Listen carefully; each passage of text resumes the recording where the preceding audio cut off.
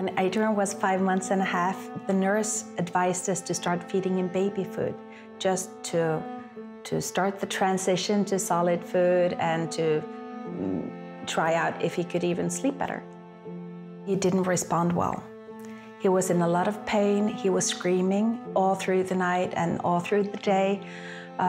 He was sweating profusely, his clothes were soaked, and he was spastic from the pain. My husband Thomas and I would take turns comforting him and carrying him all through the night, and each one of us could take maximum of 30 minutes, and then we would have to switch. You try to do everything for him, but you can't take away the pain. When they put him on IV nutrition, within 2 days he was pain-free. And we realized that many of his symptoms were related to his digestive system. And through years, we stayed like 80 to 120 days a year in the hospital.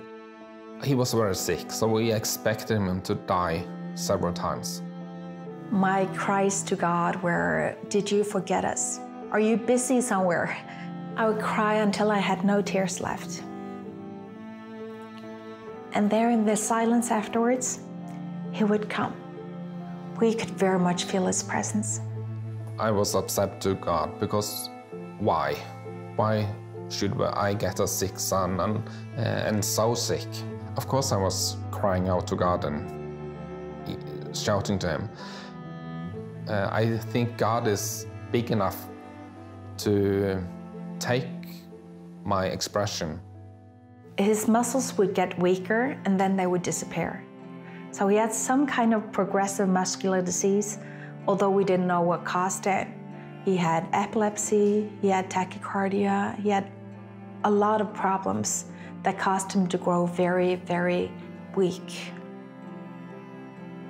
And at the age of 11, our doctor said, "You've talked about going on a trip, just creating memories for you as a family to live on after he's gone. Now is your window of opportunity. Next year, he probably won't be able to." And we knew next year we might not have him. We couldn't go to the beach because of Adrian. We couldn't play in the sand. We couldn't go to Disney park because he was too weak to go to everything, and he just had to look at them, and that was not fun for him. And we thought, well, we'd like to go to a conference, like a church conference. And that might sound weird, but we had never been able to go anywhere.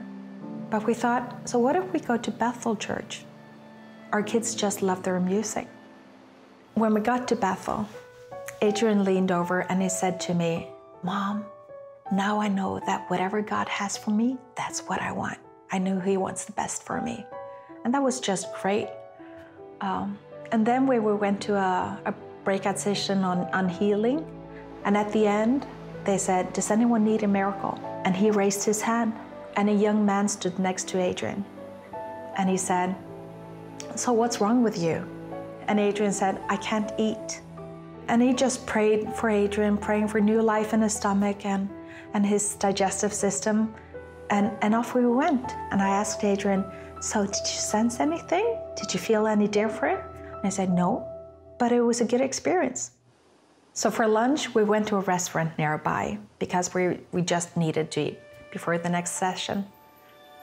And we all ordered, and Adrian said, "Can I have the breadstick to play with?" And usually at home, we would always give him food on his plate for him to cut to pieces and to smell and just to be a part of the meal, basically. And all of a sudden, Adrian said, "Can I have another one?" And we said, "No, you already have one." And he said, "Not anymore."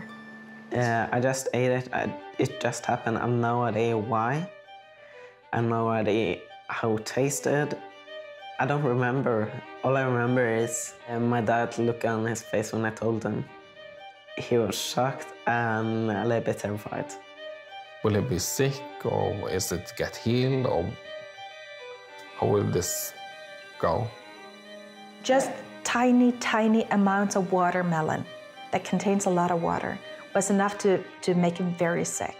So just the idea of him eating a breadstick, it was like, it was unimaginable. So My husband and I started talking. Now what do we do? Do we take him to a hospital? And we thought, no, it's no use. They don't know him here. You know, it's just too complicated to begin to explain everything. And we thought, well, we'll just have to observe. He went to bed and everything was normal, and we recognized something was different, but we didn't know what. The next morning, I tiptoed into his room to see if he was still alive. And I looked over in his bed, and Thomas came and stood next to me. And there he was, sleeping, rosy-cheeked, and he was just fine. I woke up with my mom over me, and I'm asked, when is breakfast? And it was just amazing. His healing didn't come with a manual. We didn't know how to do this. But honestly, we just couldn't stop him. He would eat everything. He would have burgers and fries and salads and pizzas and ice cream and everything. You know, it was just impossible to stop him. I had 12 years to catch up on. Within days from when he was healed, the muscle started growing back. He was changing right before our very eyes. When we came back to Norway, Adrian's doctors are saying this cannot be explained medically. His physiotherapist says this is a miracle from God. It just can't be anything else. It's a very strange feelings when you have been through so many years of expecting him, he could die, and now he has the possibility to grow up, to get a family, and to get everything is possible for him now. That is amazing. I remember the very moment I was in a car and I realized that Adrian would have a future. And he had been healed for quite some time, but it just hit me that he will have a future. And I was just so grateful. You know, all those prayers that we prayed throughout Adrian's life and his illness, I firmly believe that those kept him alive. He wasn't healed, but God kept him in his hand. I believe in the power of prayer, and I believe in the power of God. I think nothing is impossible for God. Healing is on the Lord's heart. You know, it is who He is. He's the creator, the life giver, the healer. I used to think that I know that God can heal, but I don't know if He wants to. And now I know He wants to. And He wants you to know that He wants to. He wants to heal our disease. Now listen to what Miriam said. In the silence afterwards, here she would pour out her complaint, all her argument with God. You're not running the universe right for me today. You're not healing instantly. You're not doing all of those things. And then she would cry her eyes out.